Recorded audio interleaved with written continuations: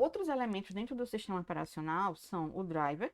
O driver é um conjunto de arquivos que vai ser responsável por permitir que você utilize algum dispositivo.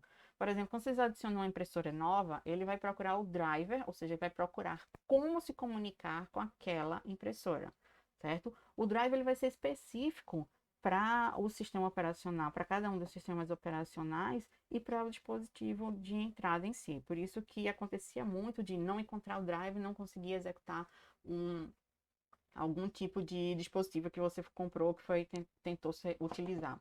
Mas isso daí basicamente não ocorre mais hoje em dia, só para dispositivos muito antigos e para máquinas novas, ok? Porque basicamente os sistemas operacionais trabalham hoje em dia com uma tecnologia chamada plug and play, que é introduzir um novo dispositivo no computador, ele vai reconhecer e instalar automaticamente o device driver que vai ser responsável por se comunicar com esse dispositivo, com esse periférico, certo? Quando ele não encontra, acontece como eu mostrei aqui, isso aqui é uma versão um pouco mais antiga do Windows, para vocês, para ser instalado o dispositivo, certo? Outra coisa que facilitou muito o plug and play foi a utilização dos cabos USBs. A padronização para USB permitiu a padronização também para utilização. Outro ponto importante dos sistemas operacionais são os sistemas de arquivo, como é que eles são organizados, como é que eles são estruturados. Vocês já devem ter tido algum tipo de problema em pegar um arquivo em um computador e não conseguir abrir em outro. Era bem comum, é bem comum ainda de um arquivo do Linux não, que foi criado no Linux não abrir no Windows e às vezes vice-versa, mas acontece mais o caminho Linux para Windows, certo? Por quê? Porque esses sistemas operacionais eles trabalham com uma organização dos arquivos diferente, certo? Existe uma ideia de padronização, que é por isso que acontece cada vez menos esses problemas de incompatibilidade de arquivos para leitura e utilização, certo? Aqui estão só alguns exemplos de sistemas de arquivos utilizados. No Windows, do 7 para cima, continua com FAT32 e NTFS, certo? O Linux tem esses daqui, trabalho também, ele reconhece o NTFS, certo? O CD-ROM e DVDs, ele trabalham com esses padrões do ISO, do EDF, e pendrive normalmente está com o sistema de arquivo no FAT32.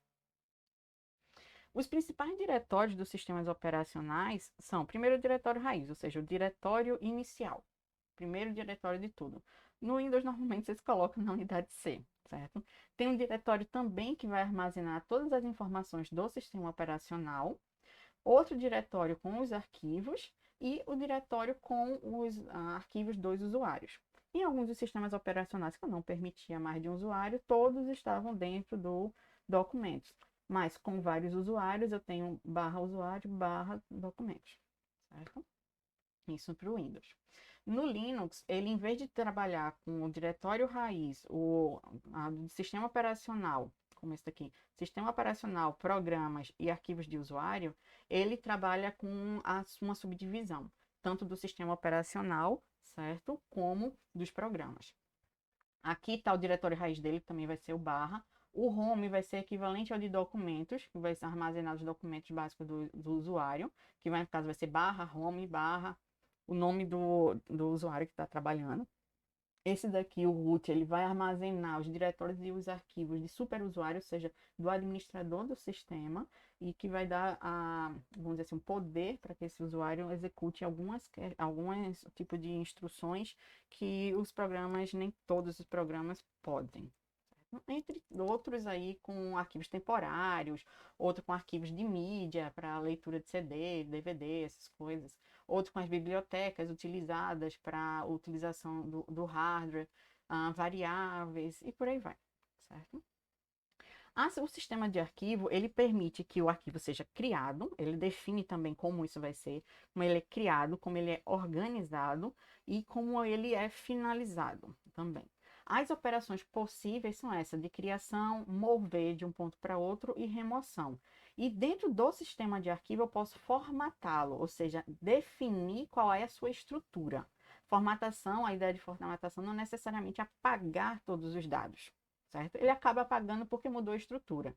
Mas a ideia de formatação é definir qual é a organização que os dados vão estar. Como, por exemplo, eu posso ter um sistema que inicia em determinado ponto, como o Windows, certo? Aqui é o C dele, e se subdivide em 3 pastas, aqui de usuários, e de usuário vai se subdividindo, etc. E posso ter algum sistema de arquivo que trabalhe, simplesmente vai criando e vai adicionando para baixo, sem ter essas subdivisões, certo? Ou então tudo dentro do mesmo diretório. Então, esse tipo de formatação e como esses arquivos eles são armazenados, ou seja, qual a estrutura para eu conseguir encontrá-lo dentro do meu HD ou do SSD, é que define essa formatação, certo? E o particionamento de disco, que é quando eu posso pegar o meu HD, certo? E dividi-lo em várias partes.